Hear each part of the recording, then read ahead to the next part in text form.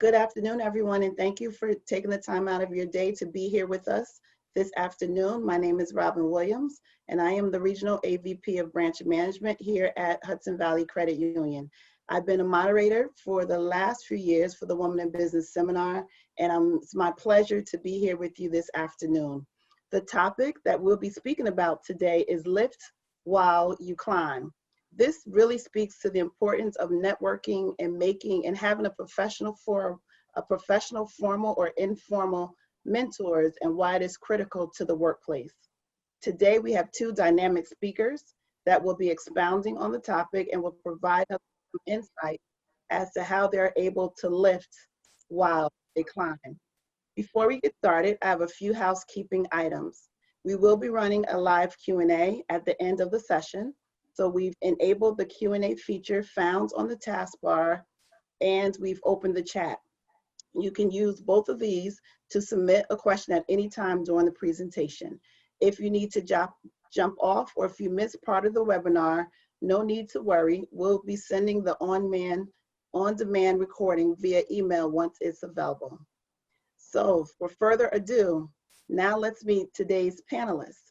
You would have seen their full bios, but for today, in essence of time, I will only be talking about a brief synopsis of their bios. So first we have Ann Byne. Ann is a former founder and principal of the Byne Group for over 20 years. She merged her firm in 2019 with GMLV and is now a partner. A Pratt graduate, she began her career working with top designers on accounts including the Metropolitan Museum of Arts, Macy's, Pepperidge Farm, and Novartis Pharmaceuticals. I introduce Ann Byne. Our other panelist is Tina Ludwig.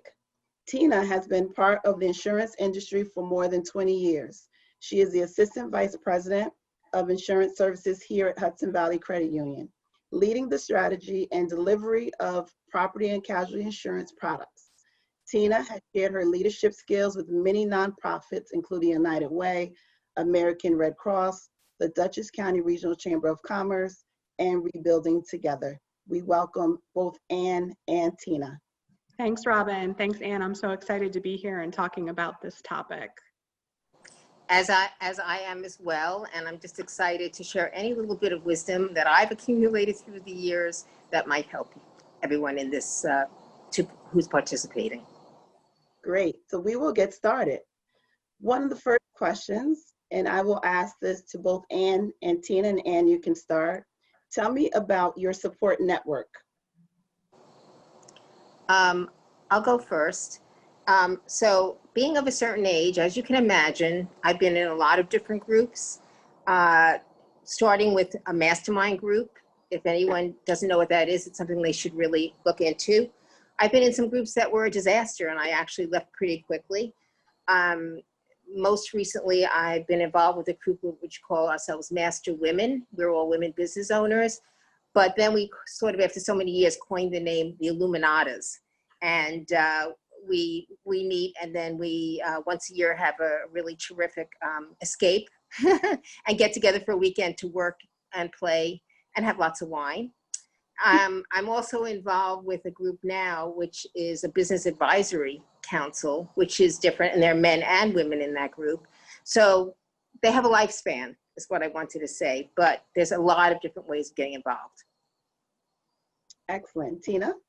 Hi, I have my support group, or my tribe, as I affectionately refer to them, is comprised of a diverse group of women that are in various points of their career. Some of them are just starting out, and others have been in their positions long term.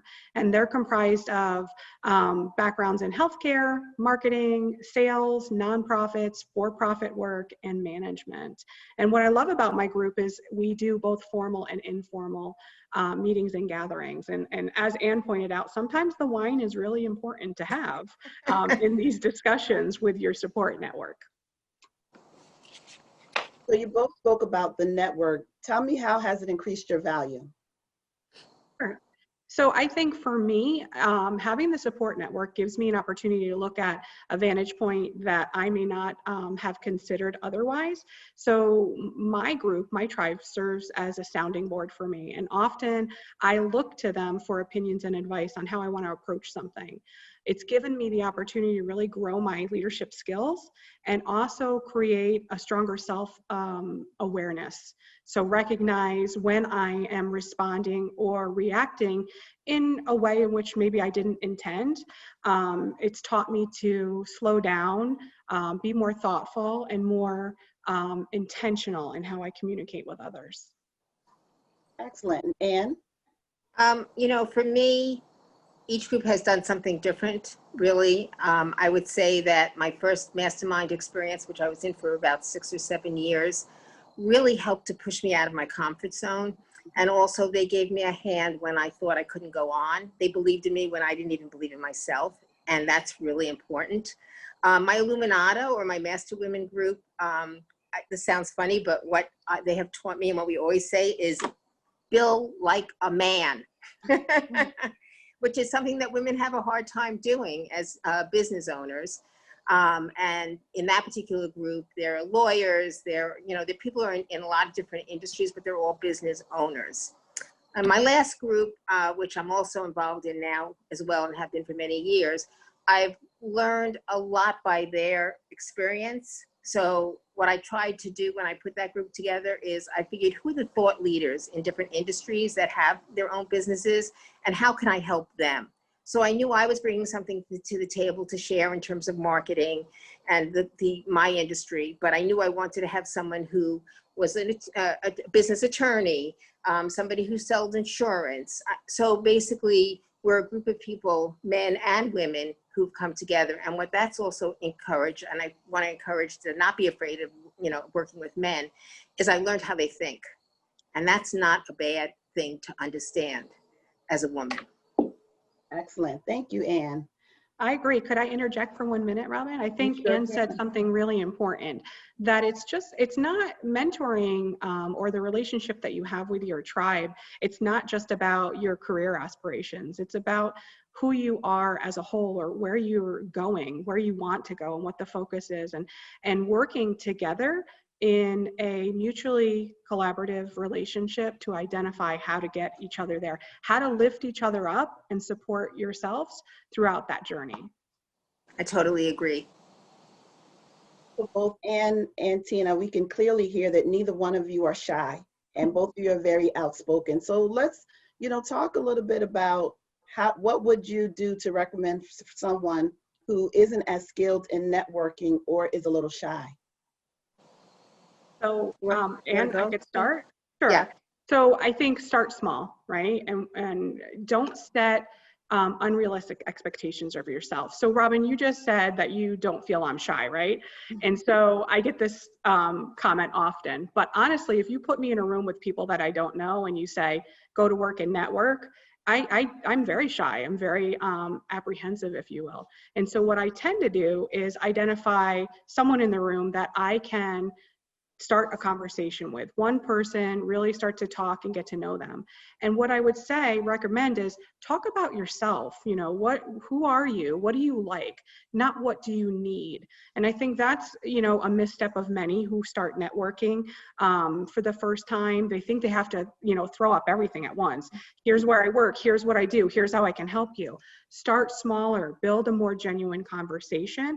And if it helps, buddy up. There are times that I will grab a peer or a colleague and say, hey, I really want to go to this event. I don't want to go alone. Will you go with me?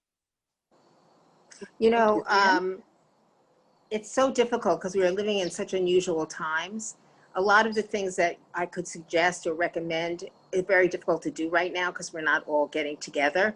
But I think the thing to keep in mind if you feel shy, and I know, again, I don't think I was the person I am today when I first started my business, is to remember that crossing, it's like crossing a monkey bar. You have to let go at some point in order to move forward. So the question is, do you want to hold on to your spot because you're afraid? Or do you want to just sort of reach out and try the next step? Remember that people, when you find the right people, who are smart and are confident in their own talents, they are willing to help. And that might be as simple as explaining why you have selected this person, what you like about them, and ask. Don't be offended if they say, I don't have time, because people who are successful are very, very busy.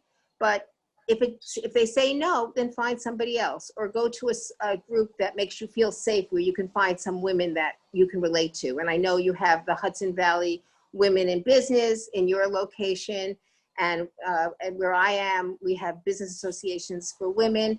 But the other thing that I wanted to say, which is important, that you can actually go to meetup.com and see if there's anyone who's interested. And then there's another website which is free, and it's called findamentor.com.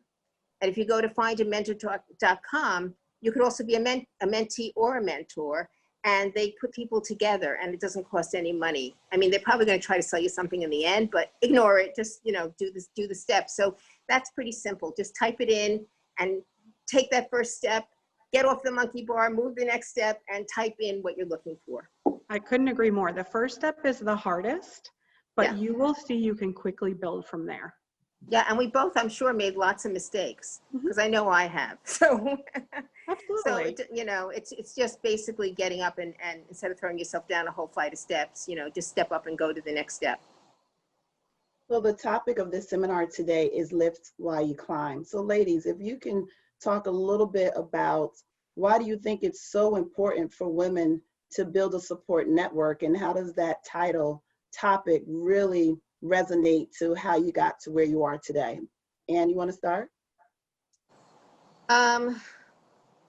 Well, first of all, I think that I've actually written articles about what I call, you know, this sort of under the ground issue that women deal with in terms of, you know, subtle biases that we have. Mm-hmm. And I think that when you are with a group, you can begin to sort of speak about it with other women and share kind of what you're going through.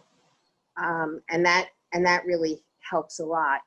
In my first group, I was actually thinking of leaving my business. I was at a very stressful point in my career.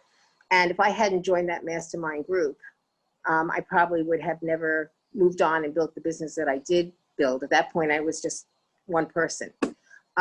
So does that answer the question? You did. Okay.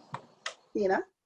I agree with what Anne had said. We face so many challenges as women: biases, glass ceilings, battles with our own self-image. I think it's important really that you build that strong support network who can lend you confidence from time to time and help you gain that perspective that you need to keep moving forward towards your own goals. One thing that I'll encourage folks is you should never look at a challenge and address it with changing what your personal beliefs are or what your value system is. And if you need to do that, then you're in the wrong relationship. So you need to look to people who, again, are going to lend you their expertise, lend you that confidence, and give you an opportunity to continue to build on your own skill set. And one other thing I wanted to mention is that you really want to look for people that have humility and empathy. To me, those are very key things. People who are willing to share their issues and their problems. Now, it takes time to trust somebody, to be completely open. And it's not a straight line. So anyone who's been in a group will understand that that may have a lifespan. It's kind of sad, but then you can move on to something else. And some of those relationships, will, you know, I still am very close with some of those people that I was in that original mastermind group with. Right. Nice. Both of you spoke about mentors and mentees. What is the best way to approach one if you're interested in being mentored by them? I think it's about transparency and building that trust that Anne just talked about. It's about going into it knowing that it needs to be a give and take relationship. It needs to be mutually beneficial. So it can't just be, hey, Anne, I want to connect with you because I need to develop these 3 skills and you're great at it. You really need to give consideration to what do you bring to the table, and then approach the person and ask them if they're interested in a mutually beneficial relationship. I have not had an experience where I've approached someone where they've blatantly said no. You may get the question of, what are you looking to gain from this? Or what are you looking, what's the investment that you're asking me to make in this process? And that's okay, as long as you've thought through really what is it that you're looking to acquire. And often you can find a mentor very close by, someone who has the skills that you're looking to develop, either inside your internal network at work or through other endeavors that you might be involved with. Volunteering is probably a key area where I've been able to build some mentoring relationships. And it's interesting because sometimes mentors are where you least expect them, and people that you least expect to be a mentor for you. So I'm just going to share my mother-in-law, who really never had a position. When I was really struggling and I was really falling through the cracks in the beginning, I couldn't, I was thinking of getting out of the business, and I just couldn't do it on my own. And my mother-in-law, who really never had a career, said, "Ann, you have to get help. You must get help." And I said to her, "I can't afford help." And the next thing she said changed my life. "You can't afford not to."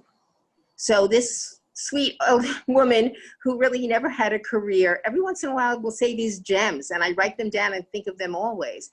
And getting that first employee enabled me to have somebody who could collect the bills and say, because I always felt uncomfortable saying, "Hey, you owe me money." She would call and say, "Hey, you owe me money." And then she'd call people who I owed money to and say, "We expect a check."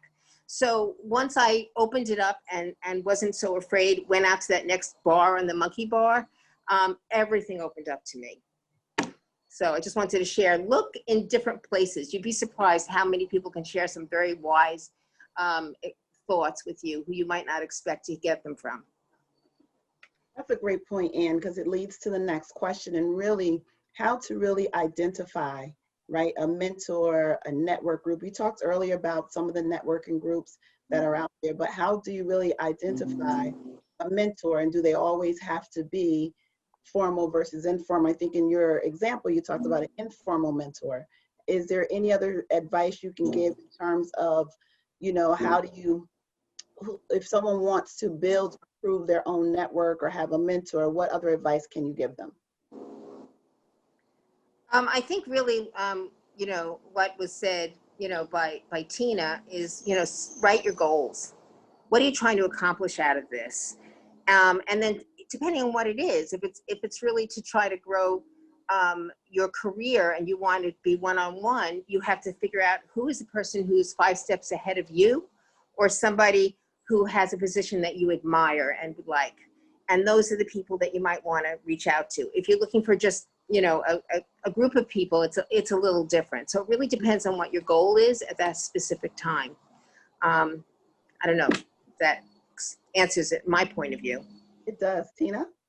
So I think, again, it goes back to what I said, start small. It can be as easy as going to an event and identifying who's in the room and, who possesses the skills you're looking to acquire.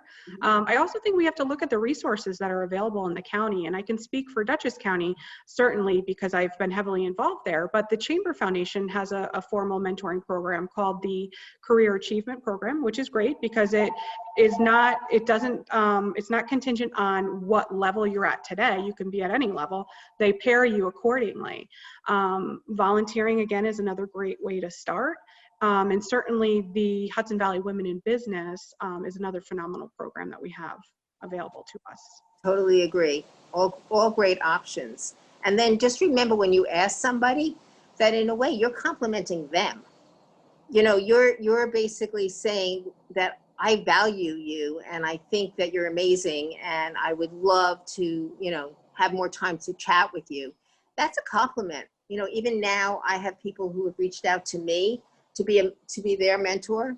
And, when they approach it the right way, if they're not looking to get something from me, that's the worst part, is when you get this sense that this person is thinking that if they have a relationship with you, you're going to introduce them to people, you're going to get them business. And that's not really what most groups are about. And most, we could advise, we can make suggestions, but we want to be there to help them be the fullest person they can be and to make them braver and to let them learn maybe from some of our own mistakes. So what would you say, are there any misconceptions of mentoring? Yeah, and if you don't mind, I'll take that one. Go, please. I'll start. I think the biggest misconception is that mentoring is something that you do to launch your career or further your career, gain more success. And certainly, though, there are elements of that relationship that could help do that. But don't enter a mentoring relationship as a way to gain referrals, as a way to advance your own professional network in terms of, hey, I know Ann knows so-and-so, so I'm gonna mentor with Ann because she's gonna connect me with him, and I've been trying to get in front of him. Again, it goes back to what I said earlier, Robin, about making sure this is mutually beneficial, making sure you've identified what you need, but also what you can give to the relationship. Excellent, thank you. I think you said it all. Ann? I think Tina really said it all with what she shared. Excellent. So as you've advanced in your career, and Tina, if you want to start with this, as you've advanced in your career, how have you changed or expanded your support network? That's a great one. So I've diversified. I will tell you, at the beginning of my career, I often latched on to people who were just like me, you know, people that were working in the insurance industry or in a very related field. And now I see quite the opposite. I want to network and get to know people that don't work in the same field as me because they have a very different perspective that I can learn from.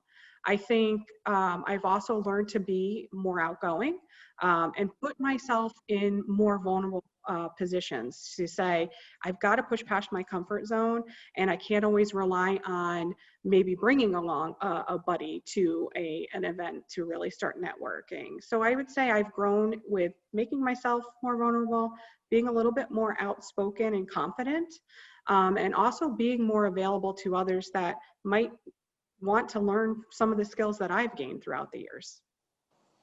Excellent. Ann? Again, I think all those points were really terrific. I think that in the end, we all are insecure. And even when I'm involved with my advisory group, which are all successful business people, it's always surprising to me how you look at them and think, how could they feel any doubts about themselves? And yet I've learned that everybody struggles, and that I can offer something to them and they can offer something to me. Again, the group that I'm involved with, as far as the advisory group of business people, we function in a very different way. Yes, we start off, we used to have breakfast once a month. Now we're on Zoom once a month. We used to start off with really just sharing how things were going in a very personal way. And then we group up, because there's 8 of us, and every time 2 people come up with a topic, and then we actually bring the topic and our research to that topic to the whole group and help to teach them. So what we're doing is we're teaching each other. You know, it's sort of like being in a book group, I guess, where one person is responsible for researching about the author and whatever. So as busy business people, the fact that I'm not researching all this, they're sharing their information. It's just another way of learning. And then I do the same thing, obviously. And the topics, you know, can really range in all different areas. So Robin, that's just another helpful way of you know, don't assume each group is the same. Each group is so very different. Make it Robin, what you want and figure out what your goals are for that group. Tina? Robin, yes, I just want to interject one thing. Sure. And that Ann said that I think is critical and very important. No one is perfect. And Ann, you said that eloquently. We all stumble. We all stumble. And having a strong support group or a mentoring relationship, again, will help validate that, and we're not alone in that. And I think that's one of the biggest takeaways I get every time I talk about a challenge I'm going through or something that, you know, maybe is keeping me up at night and I can't seem to overcome. And I go to my support group and I talk it through, and then I recognize they're going through similar challenges. We're not alone in this. Yeah. Excellent point. So is there any advice you can share when it comes to receiving criticisms from your network? Tina, if you want to start with that. Sure. Develop a thick skin. not everyone is going to agree with you at all times, and not everyone is going to at times appreciate your vantage point. I think respect and trust are two critical elements to any relationship you have, whether it's with your support network, at work, or through your mentor relationship. But you need to listen intently, ask for feedback, and then be willing to openly absorb it and think about, one, does this happen, or when do I do this? And what can you gain from their point of view to make you stronger in your communication, in your style and approach with whatever you're doing. And at the very least, you're going to develop that self-awareness that I talked about earlier, and how you respond in certain situations, and identify if there's better options moving forward. I just want to add that sometimes thick skin is okay to be broken. So what I wanted to share, and I said in the very beginning, that sometimes you get involved with groups that are not right, and it's sort of like that whole philosophy, hire slow, fire fast. When you realize that this is the wrong group and you don't feel safe in it, leave. I just want to share that I was in a group that, that a man had, a very successful businessman had started. And one time, in the very beginning, he said, well, I'm just curious what you think is your biggest issue. And before I had a chance to say what mine might be, he said, but Ann, I know what yours is. Yours is, I know Nyack Hospital is one of your clients, and I get that they would hire you for mammographies and breast care, but they would never hire you for ED, right? Because you couldn't do that. And I'm like, what? No, I'm a professional. Of course, we do everything. We deal with men's issues, women's issues. I was so floored and so insulted by that comment. I dropped out of the group. Wow. And I met with him over coffee and told him why what he said was completely offensive to me. So sometimes, having a thick skin, I could have said, well, it's okay, I'll be all right. And I'm like, no, this is not the person I want to be sharing my thoughts with or feelings for if he has this bias already about me as a businesswoman. And that's a really good point. And to share is that not every group is for everybody, right? And so you really need to be selective when you're looking for that networking group, the mentor that you have, because it may not be the right fit. So that was a great point. Are there any common traits or qualities that your network, when you're building a network or having mentors, is there any common traits or qualities that they should share? I just gave the two earlier to me, which are the most important for me personally, which is humility and empathy. Okay, excellent. Tina? Honesty and trust, and being willing to hold things confidentially. Wow, and that's huge. That is huge. Honesty and trust, and to that Ann said, it's really important to really building that network and having mentors. We all talk about mentors oftentimes, and I think, Ann, Tina, I'm sure there's people that may consider you a mentor and you don't even know it, right? So in those types of situations, how do you, if people that are watching in today, they may be a mentor and not know they are mentors. So any advice you can give to those people who may not even know or even have formal mentors? Ann? I think really just the whole idea of what the title of this particular, discussion is, right? Really, give a hand up and always look. When being in a field where I had, a lot of staff for many years, my goal was, when I looked at the staff, was if you're not growing, you're not really working the way I think you should. My goal was to always make sure that they were learning, loving, advancing. So in a subtle way, I guess, I feel and I hope that I mentored these people, and all of them are still, with the firm that I'm partnering with. Mm-hmm. And I think, that's, look around, like I said, there are people that need your help, and be sensitive and be empathetic to people around you. Give them a hand up when they need it. Excellent. Tina? I think, look at who's lifting you up when you need it and who's celebrating with you when you're succeeding. And oftentimes that right there will help you identify who's informally mentoring you. Right. You know, I think about, Robin, you asked a very good question, because before, you know, we really got together and talked about this, I don't know that I gave much thought to that, but I've recognized I'm mentoring people informally that we've never discussed that type of relationship, and I'm being mentored informally just through conversations that I have regularly with people that I trust. Mhm. And that's really important to look at that, right? Look at how we see ourselves and how other people see us, and that we're not looking at mentoring as this huge thing that's so untouchable.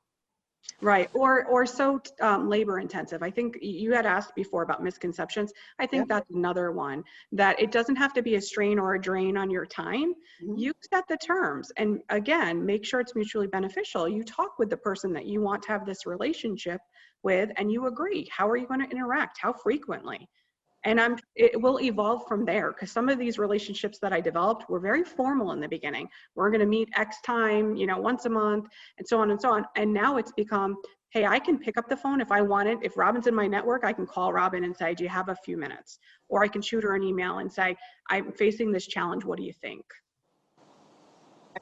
That leads actually to my next question. So I want both of you to really think back to when you were early in your career and tell us about a time when you were mentored. What was the person's role and what did they tell or show you? And then how did you apply that information? That was a pretty loaded question.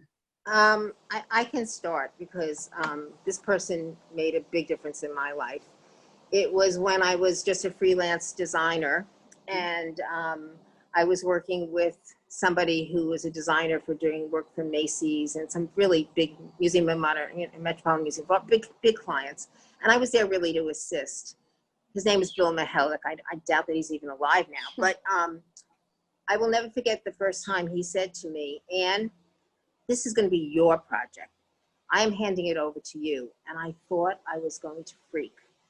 I left the office and wandered around aimlessly in Manhattan thinking I'm going to throw myself in the river. I don't know. I'm not up to this. I can't do this.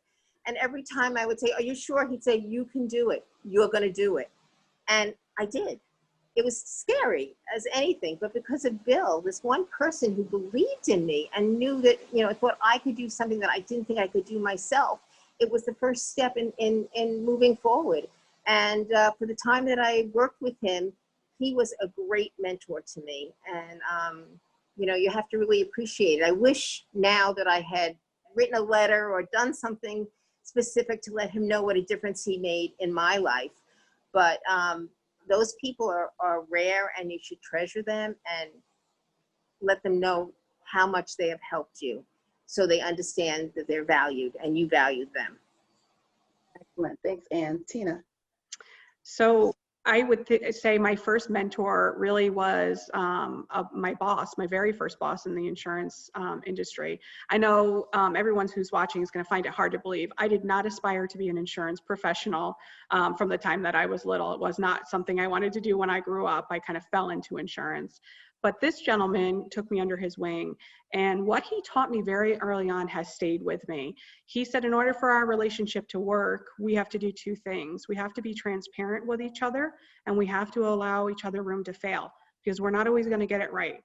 And he did just that. He taught me really the ropes and understanding how insurance works, how it impacts people, but also then how to lend that knowledge to other people and how to be open and have honest discussions with the people that we were asking to be clients of ours. And that really, you know, changed my vantage point on sales altogether, that sales doesn't have to be that typical, let me pick up the phone and talk to you to death until you buy my product. It was about building relationships from the very beginning. And that's what mentoring and building a support group is all about. Excellent. So when we talk about mentoring, and I'm sure we can't put a number on it, but is there a number or a specific amount you think a person should have, right? In terms of how many mentors, how many networking groups, because oftentimes as women, we either have too many or not enough, right? And so what would you think would be a good balance? That's a tough question, Robin. You're throwing the hard ones out at us. I think it really depends upon what are you trying to accomplish. And I think that you need to have both informal and formal relationships. Ones where maybe you can loosen the tie a little bit more, if you will, and give them some perspective into your personal life. And then maybe ones that will help you develop the skill set that you need to advance your career. You're going to mix and integrate in both of those relationships areas of your personal and your work life. But I think that the number, there's no secret recipe to success with how many mentors or how many people are in your support group. It's really about where do you want to go, where do you want to be, and how much time do you have to invest in the process. Excellent. And anything? I mean, for me right now, I'm involved in 2 groups. One in a more informal way now, my Illuminati group, because we still reach out to each other, but we've moved, most of us have moved on different levels. And right now, constantly my business advisory group. But I will never forget when I was in my first mastermind group, I watched a woman who worked for a bank, not a credit union. And all she wanted to do was be a teacher. And she was already in her 40s. And she did it. She went through the whole process. She became a teacher. Somebody else who was, she worked in marketing in a college.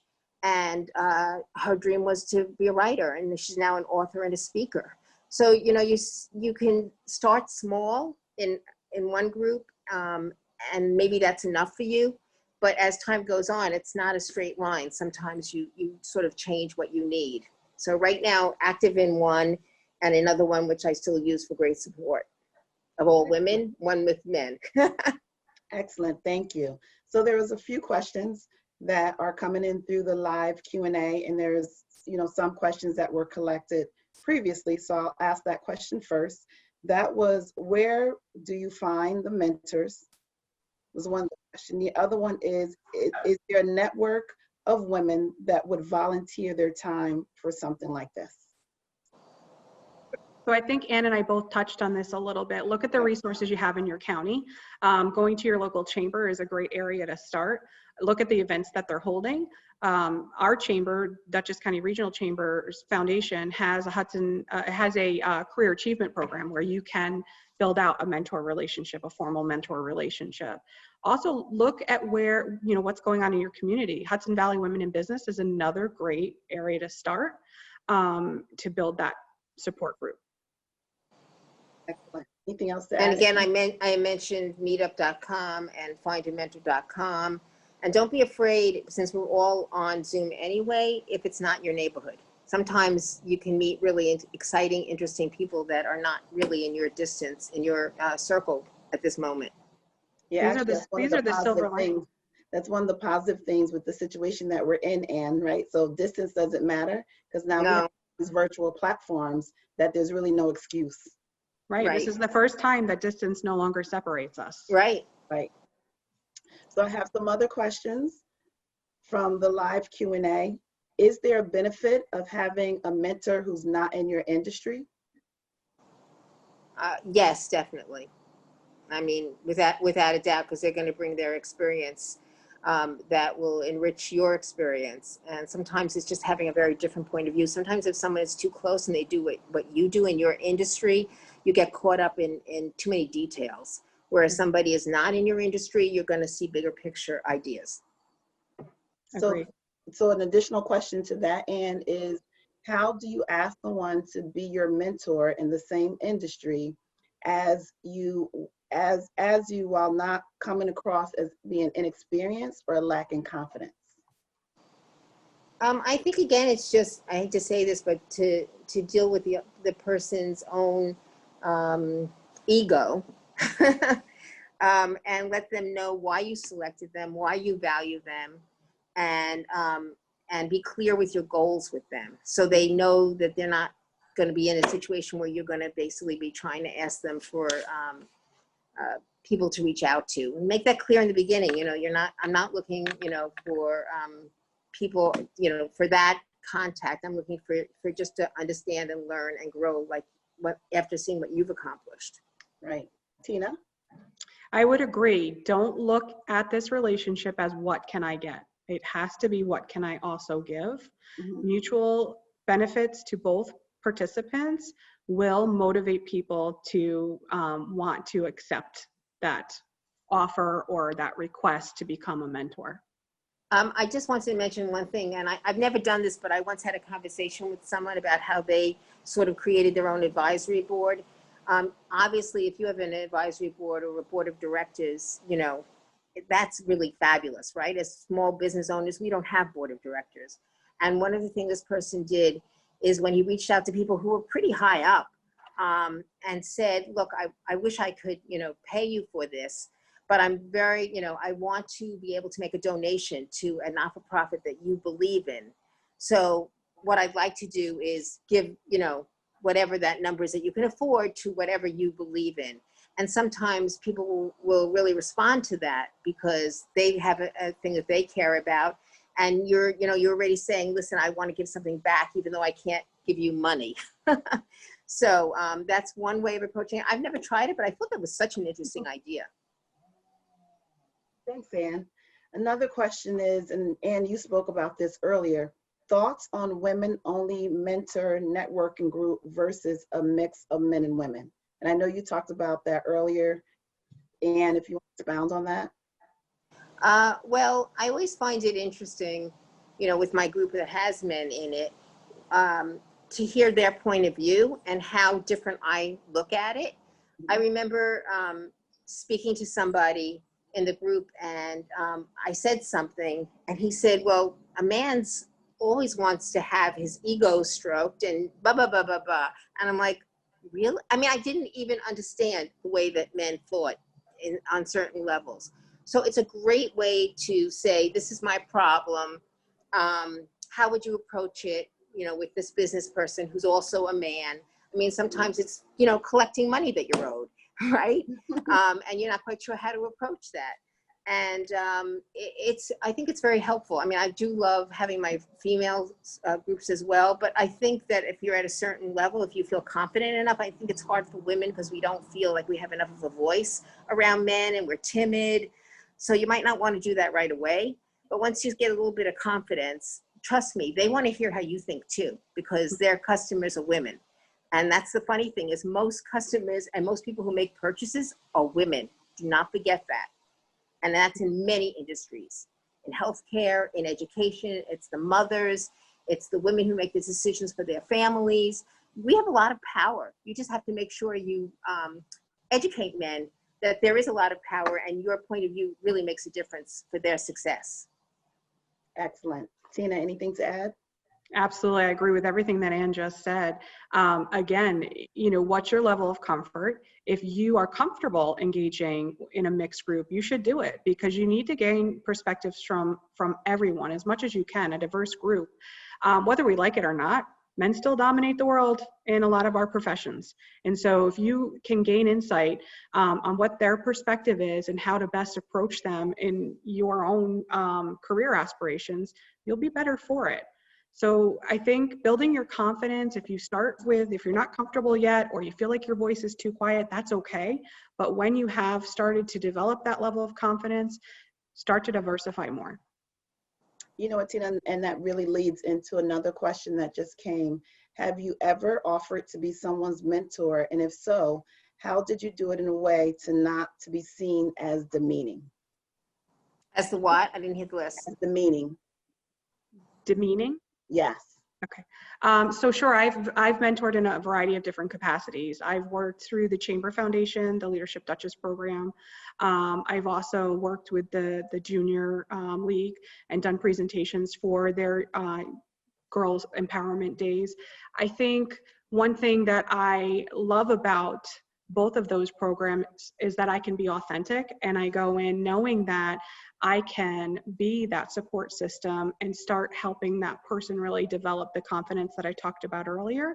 But I also know I'm going to gain perspective from them that I can utilize and really hone my own leadership skills that will help take me to the next level and where I want to be in my career or my personal life. I think it goes back a little bit to what Ann and I both touched on a few times, mutual respect and making sure, you can deliver criticism in a way that it doesn't hurt. We don't need anyone else tearing us down, right? We have enough of that. So if you recognize that you have the ability to lift someone up, you should do just that. and make sure that the information that you're giving them serves a purpose. It's honest, but it's not hurtful or harmful, and that helps them grow and develop.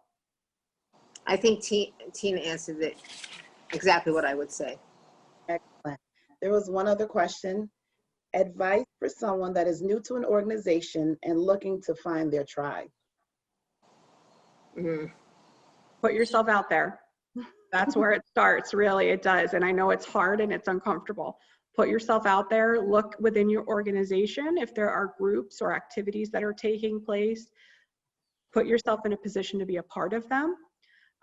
Maybe identify one or two people in the organization that seem to be leading the charge and offer to help. I think that's exactly right. And I think that also, you know, my point of view is a little different because I'm coming in from a business owner. So I would say that just be careful, watch, observe, and you know, see if you think that person is humble and has empathy, and you can relate to that person. Start with one person. Excellent. So one of the things, you know, we talked about building a network and having a mentor. We talked about having men and women, but we really didn't talk about different ages. And so what are your thoughts on, you know, the diversity in the different ages? We talk about different generations. So what's your thoughts when you talk about having a mentor or networking group? You know, do you have different age groups in your networking group or mentors? Anne? Yeah, I mean, I've always had different age groups in my mentoring. Of course, now at this stage, I tend to be the oldest one, but but I've had, you know, all different ages. And I think that it's very helpful for me, you know, just to see how people who are younger than I am, they think. And the technology has changed so drastically, and each generation, you know, the boomers and whatever, have their own way of approaching purchasing, buying, relationships. So it's really important, I think, to hear it from different points of view. And you know, an old dog can sometimes learn new tricks. So from my point of view is I want to know how they're thinking. Excellent. Tina? Tina's on the other end. You know what, Anne, but I couldn't agree with you more. Everyone has value and everyone brings something to the table. And so I think, you know, the world that we live in is fast-paced and it's ever-changing. I am not tech savvy by any stretch of the imagination. So I need to seek out people that can help me cultivate those skills, give me a perspective that I'm not considering. And I also need to learn from those that are more experienced than me. And so I don't think you should define who will be a successful support network for you by an age group. Excellent. It's more fun and more interesting to mix it up. Mm-hmm. And the reason why I asked that question is because I was in a session not too long ago, and a gentleman said, if you do not have a mentor, if you're over the age of 50 and you don't have a mentor under the age of 25, you're doing something wrong. And oftentimes, you don't really think about that. You don't think about, when you think about mentoring in a networking group, when you get to different age category, you don't really think about the value that you all talked about in having other people part of that network and to really have a diverse group. Right. But thank you, ladies. That was all the questions that came in through the live Q&A. I don't see any additional questions, but before, you know, we turn this over, I'll check to see if there's any additional questions for Anne or Tina.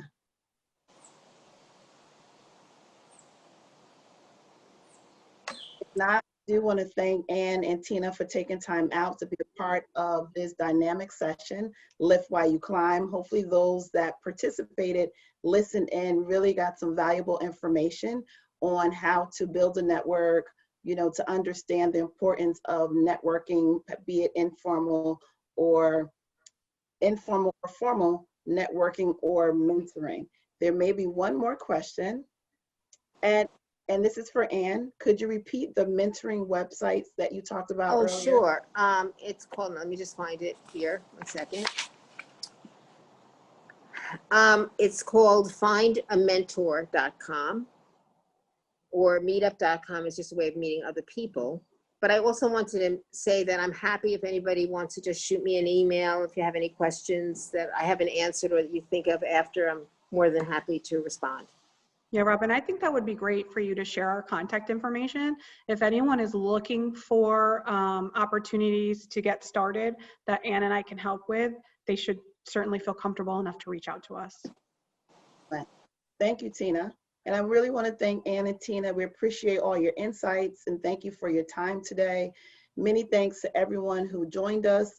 Just want to remind everyone that registration is open for our Women in Business keynote webinar, which will be held on Wednesday, October 21st from 12:15 to 1:30.